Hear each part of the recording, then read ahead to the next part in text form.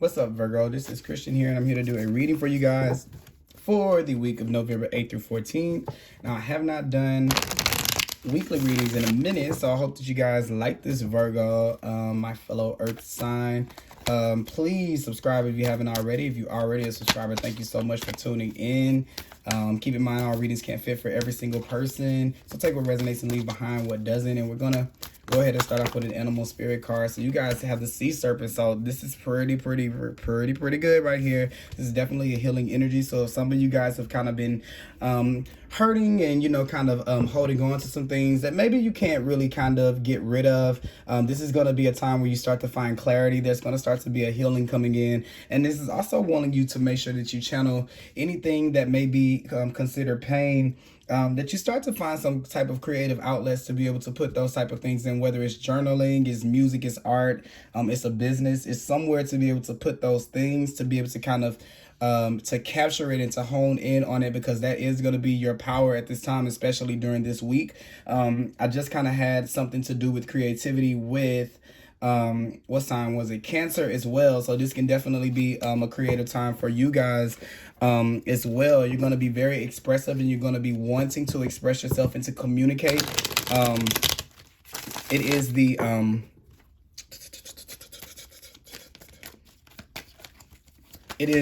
communicating. You're going to be wanting to speak out, communicate out loud. You may be getting some really creative thoughts, or maybe coming up with new ways to express yourself, and how you want to, or finding new ways to express yourself, and to voice your views, your opinions, and your life, you know, to the world in new creative ways that you may not have thought that you could before. And I think that that a lot of times when we hone into our pain and the things that kind of have kept us trapped and kept us held, you got the Eight of Swords first here.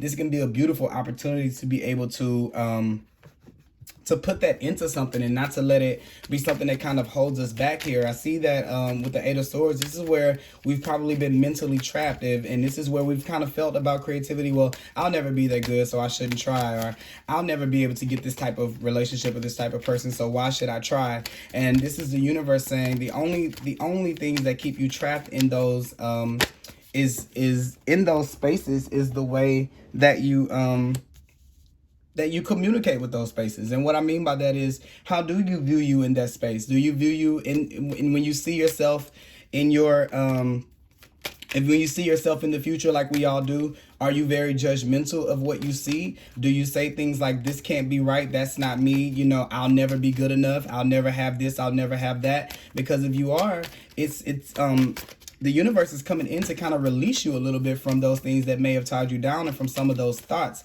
And it comes through, the healing for that comes through in forms of creativity. It's going to come when you start to do those things, creating new ways to prove yourself wrong, whether that is through actual creativity, or whether that is through just doing it. I know that a lot of times with me, some of the things that started to be these energies that I've had in my life that have kept me propelling, they didn't always start off like from I'm not going to say from a good place, because I feel like everything is meant to be, but they didn't always start off from, I want to feel like this and I instantly got there. I took little bitty steps, and I've had so many little victories within my experience that they end up, you know, all together, they end up taking me to some of the places or some of the things that I've never seen before. But back when I started out in those things, it was from one day at a time, and there's this momentum of confidence that you can build up within yourself whenever you give yourself almost like tricking yourself into these small victories that you win on the daily, whether it's creating something, because for me it's tarot card reading, and when I'm reading, you know, no matter what anybody else thinks, I feel really good about what I'm able to communicate, and those things right there help me build my confidence in other ways. And they also help me to be able to manage my emotions, and to be able to be in a space where I understand my emotions in a different type of way. And it doesn't necessarily have to be, you know, tarot cards for everybody, but it's something that allows you to heal, and something that comes into your life that takes you away from thinking that you can't, something that makes you feel empowered and like back to life. And it allows you to remove some of these opinions and these boxes and these cages that you may have put on yourself, because of what other people may have said, or what they may have thought, or what they may not have thought, or they may not have said.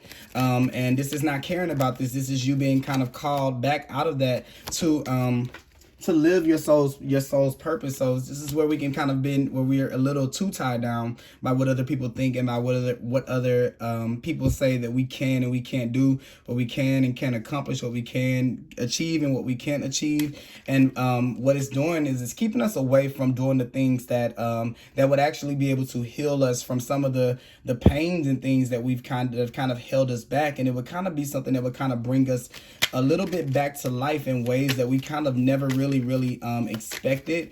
I feel like with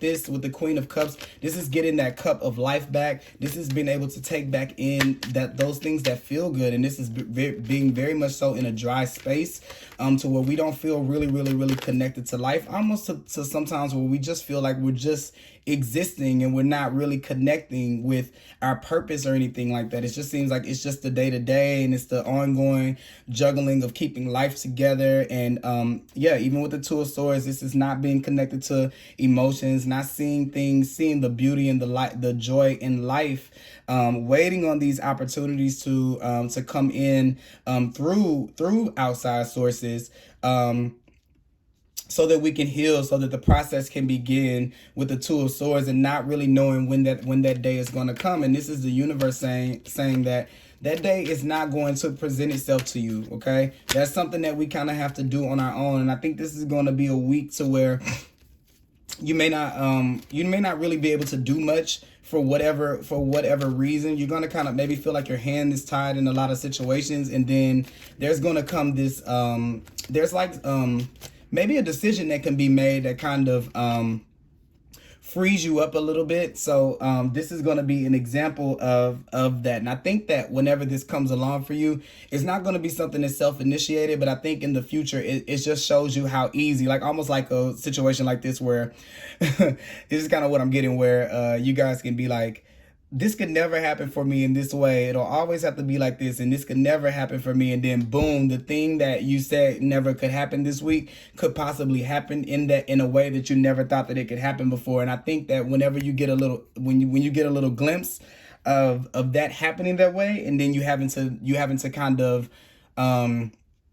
navigate through the fact that maybe these are some things that you might have put on yourself, not because you came up with them. Maybe you've taken them on from other people, and other people have given you these opinions and these thoughts and these ways and these methods that you should do things, and you've taken them on, and you've compared yours, because Virgos can be very analytical, compared your way to other people's ways, and maybe you've come up with your way is not as great as other people's. And this is where so many of those things are surrounding us, that it's kind of limiting our options of what we can do to be able to move out of those situations. And I think there's going to be a situation that you kind of thought you can kind of see no end to, that's going to kind of play out for you a little bit, and from that this is where you're kind of going to start coming to this thing where you're getting back in the game of life. And then you're going to start to really see how, as you start to look at your life, you're going to really start to see the things that kind of require a lot of you, whether it's work, whether it's people. And there's going to be some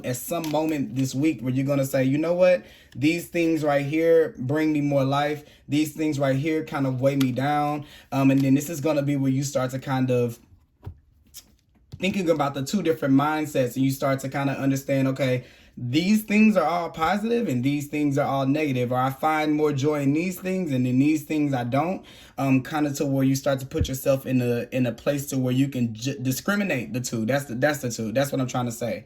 And I think that at some point in time, there's been some type of norm that you've kind of accepted, and I feel like it's with the Two of Pentacles and the Eight of Swords. It's kind of like this, the 9 to 5, the day-to-day. If it's in relationships, it's like having to deal with people who come with a lot of baggage, that are very, very turbulent and up, that keep you kind of on your toes and on your feet energetically. And out from whatever way this situation plays out, you're getting you're getting this emotional stillness, this certainty about those emotions, where this could have kind of been something that's kind of kept us tied up. And I feel like Scorpio season kind of makes us face our fears head on. And I think that it's making us take a look at where we've kind of kept ourselves contained and not allowed ourselves to be as free as our soul has wanted us to be, right? Our ego kind of has us locked up in this certain kind of thing. Look at this being kind of locked in and locked away, kind of seeming like it's coming to no end. That's kind of what I feel with the Eight of Swords there. But then there's this Queen of Cups that's taking in this new creativity, and from that you're able to create new levels of experience that you want, new levels of vibration that you may want in your life and in your experience. And now it's like you have options. You don't have to just be in the ups and the downs and the flows of life. You can choose to change the channel whenever you want to, depending on which things are weighing you down and which things are not, which things are a better plan and which things are not. And then you're able to kind of invest your time a little bit more from more of a what's the word that I would like to use? From more of an informed place. We're not making ignorant decisions about our time and where we're placing our value at. We are making only decisions that are supporting, the things that we want in life and the way that we want to feel. And that's a confidence that breaks through from the beginning of the week to the end. So something comes along that is going to kind of bring that in. And it may be something small with the Knight of Pentacles. It may not be something that just comes in to just blow you away. But it's definitely a start. It's going to be a beginning of being able to do that. That's why I'm kind of saying start little with the creativity thing. I don't know if I said it in this reading or the last one where I was talking about creativity, but I'll say it again. If you write one page a day, for a year, you'll have 365 pages. If you didn't write any page, then you wouldn't have anything. So one page is not that much. One painting a day is not that much. One, whatever it is a day is not that much to start thinking about your future or investing in your future, even if it's a little bit, if it's financial or anything like that, okay? But this is just overall just being a little bit more mindful of where we're placing our energy, what we're placing our energy into. And look at this. It's time to release negativity, full moon in Scorpio. So you see that kind of coming in, these negative thoughts kind of surrounding you right there, kind of keeping us in only being able to see life from a limited perspective. And then the Judgment card comes in. The Judgment card is all about that awakening and having that moment to where you kind of like, okay, wait, what was I in? Like, where was I? Because now you're seeing things for what they really are. And the Eight of Swords is right there. It has the eyes covered on the card because you're not seeing this castle in the back, what you could have. You're kind of just stuck with those thoughts and what people have put in front of you and those beliefs. And there will be times, in the future where you got two more cards here. Nothing will come of this situation and bring love into the situation. I'll get to those in a second. There are going to be times where you may not see the way again, but I promise you that if you can learn what it feels like, even for a pinch, to be alive, it's kind of hard to make decisions that don't make you feel like that anymore. And that's kind of what I'm kind of getting there. And nothing will come of this situation.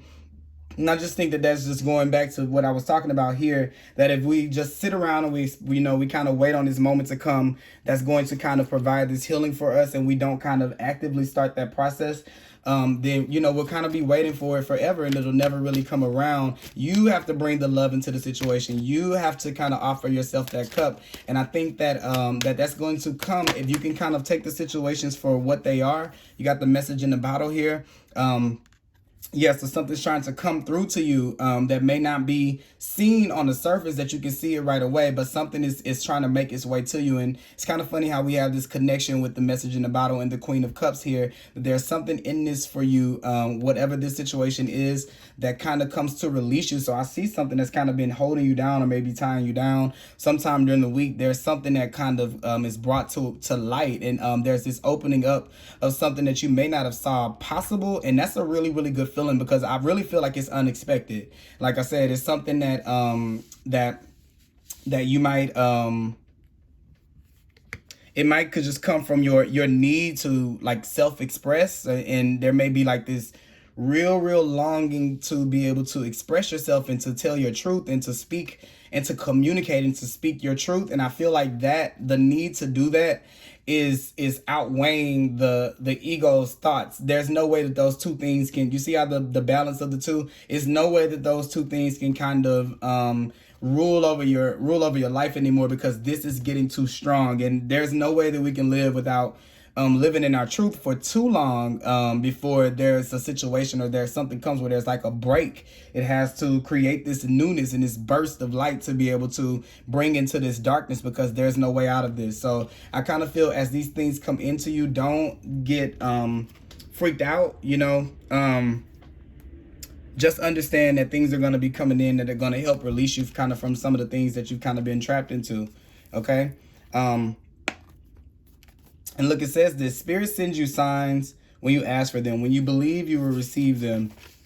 And you allow yourself to become fluent in the language of symbols, oracles, and omens. They may come to you as birds flying by, a logo on a truck, a song on the radio. Expect confirmation that you're pointing in the right direction. Keep your ears open, for someone might just say the right thing that will give you the answer to your query. Today, your message is this: Spirit hears you and the reply is favorable. So yeah, there's something that comes along here. This is still that thing. I don't know where exactly it's going to come from, because you kind of reached a dead end energetically. And look, it's time for, it's like Spirit is like, okay, look, we got to bring in the big dogs. They're stuck in something right here. Let's get Virgo out of what they're stuck in.